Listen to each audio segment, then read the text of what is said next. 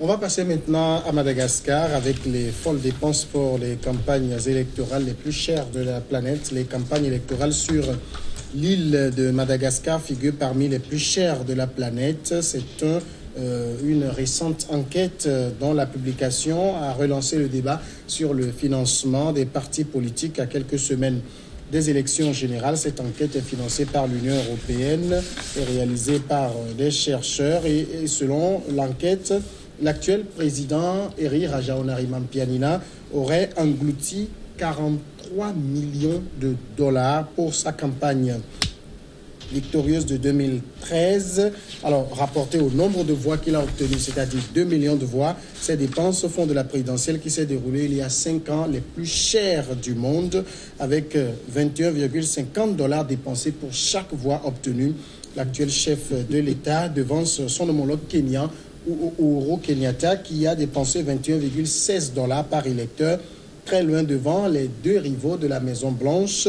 Hillary Clinton a dépensé 19,92 dollars et Donald Trump 12,61 dollars. Et à titre de comparaison, non, de dollars par individu. Et à titre de comparaison, il en a coûté 1,21 euros, soit 1,4 dollars au cours du jour par électeur à François Hollande pour se faire élire en 2012. Alors, quand on est dans un pays pauvre, Silagbo, et qu'on dépense autant pour des élections, il y a quelque chose qui ne va pas. C'est ça le paradoxe.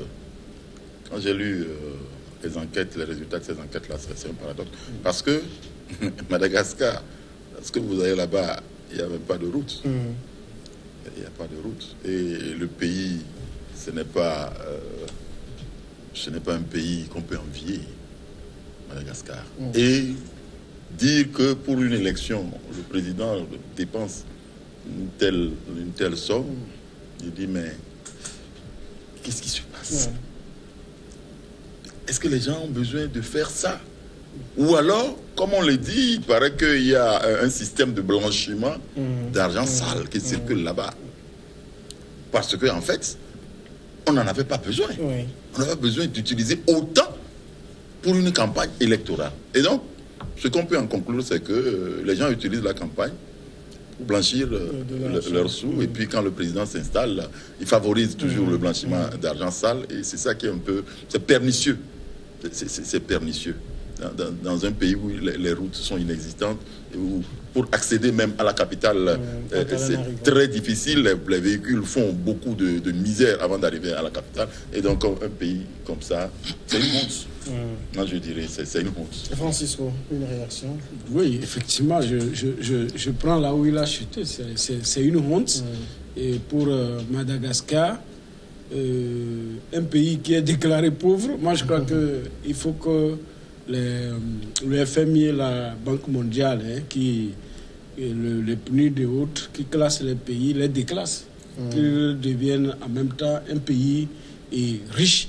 Parce que quelqu'un qui utilise par habitant le double de ce que un président américain qui est un richissime homme d'affaires, quand on voit l'empire de Donald Trump qui n'a même pas dépensé plus que Hillary Clinton, c'est ahurissant, c'est extrêmement grave. Et qu'est-ce qui constitue cette richesse et ces rivalités constantes? Parce que à Madagascar, on sait que c'est de longues crises à la tête. Et Makarak, Valoma, ils ont des noms longs qu'on n'arrive même pas à prononcer. Et vraiment, je crois qu'à partir de cet instant, avec cette étude, si vraiment c'est l'île de blanchiment d'argent et autres, je crois que peut-être les États-Unis vont commencer déjà par penser à une autre formule d'approche pour pouvoir stopper ce mouvement d'argent. C'est extrêmement grave parce que si les gens arrivent à dépenser autant et même ne sont pas sûrs de sortir victorieux, et ce qui veut dire qu'après peut-être il y a quelque chose qui est retourné aux gens. En contrepartie, soit on leur rembourse ce qu'ils ont dépensé et choses. Et comme je l'ai dit, c'est constant, la crise entre à la tête de ce pays et voir ce que les gens dépensent et réunis ça a déjà construit toutes les écoles peut-être de l'île de Madagascar. Mais Kofi Kaneton, il y a aussi peut-être quelque chose sur lequel il faut insister, c'est qu'en Afrique, les élections coûtent cher parce que les gens votent quand on leur donne un peu. En fait, c'est vrai que la question d'élection devient maintenant le moteur qui précipite la chute des États.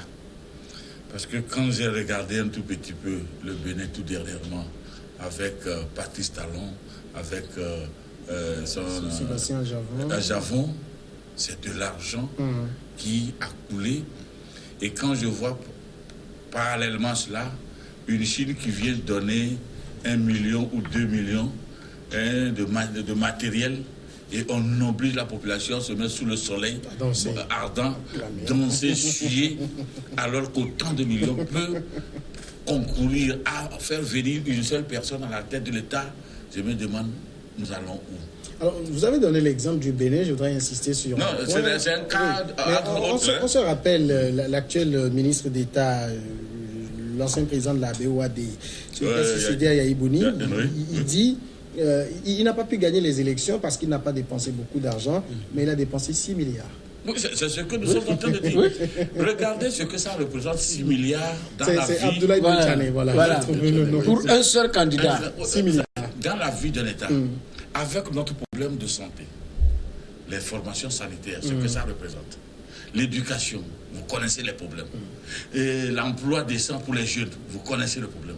Le problème de nutrition de la population, vous connaissez cela. Le problème de développement, en général, l'industrialisation de nos pays, vous voyez tout ce que ça pouvait coûter.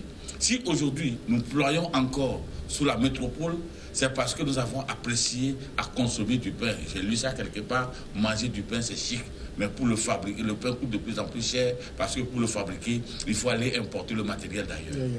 Donc tout ça là, ça doit nous interpeller à certaines choses.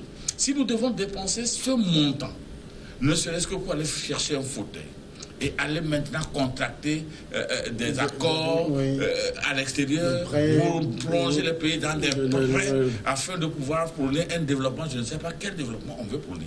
Sincèrement, ça révolte. Et on se demande à quelle fin nous pouvons faire des choses comme ça. La Chine que nous targuons aujourd'hui a vécu 100 ans d'otage. Et tout le monde était obligé de suivre une ration donnée. Tout le financement consistait à pouvoir payer les études des gens. Aujourd'hui, ces gens sont venus, voilà le développement. Ils ont même dit quelque chose que je retiens. Si vous voulez planifier pour 1 an, semer du riz. Vous voulez planifier pour 10 ans, planter des arbres. Vous voulez planifier pour 100 ans, éduquer les hommes. Et pour éduquer les hommes, c'est de l'argent. Je vais vous donner un exemple.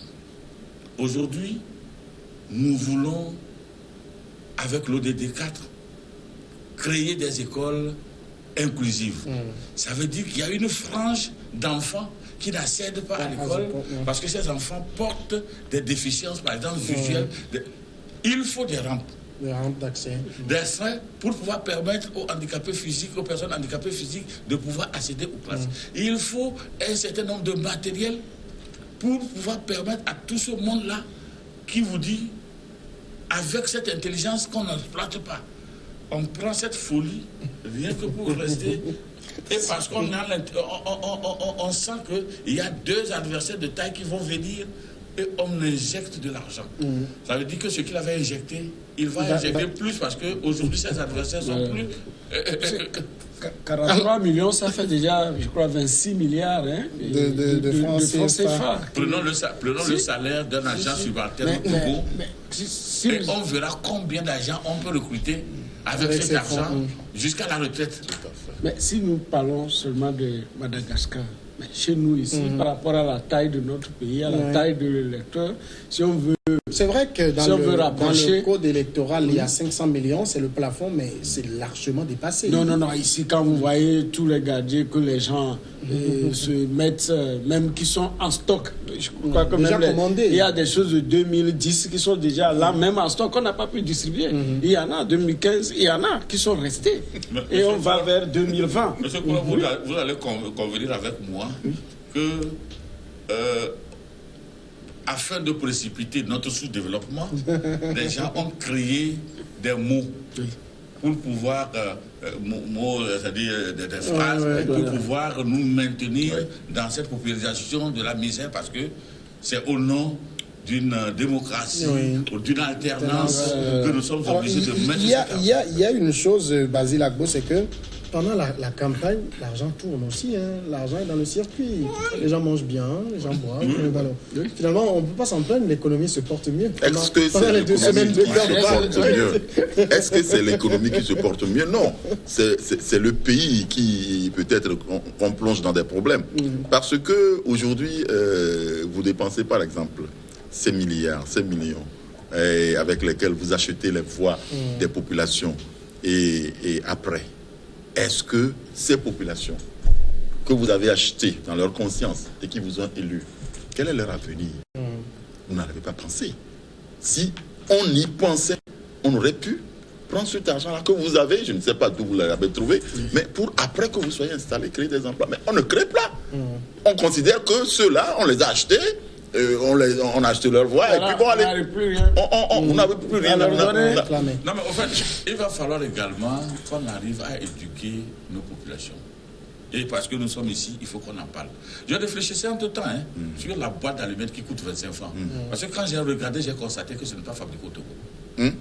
Et je me suis posé la question de savoir, est-ce que cette boîte était vendue à 25 francs là où on l'a fabriquée? Et j'ai constaté que si la boîte coûte 25 francs, ça veut dire que c'est les taxes qui frappent le truc là. Ça veut dire qu'à chaque fois que tu achètes des allumettes, tu investis dans la cagnotte nationale et c'est de cet argent-là qu'on prend pour aller faire des choses comme ça. C'est ahurissant. Avant, il y avait les matchs Donc, du Togo. Togo.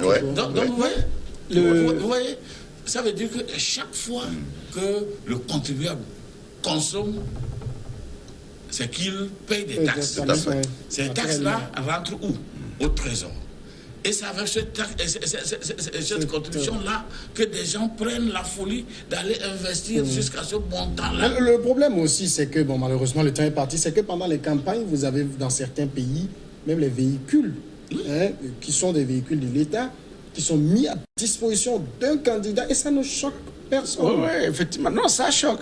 On le dit, mais quand la dictature est bien implantée et les gens veulent toujours faire comme ça, ils le font. Ben, parfois, c'est l'administration totalement qui est mise à contribution. On va marquer la pause. On va marquer la pause. On marque la pause et on revient après sur le dernier sujet. Ce sera le Togo.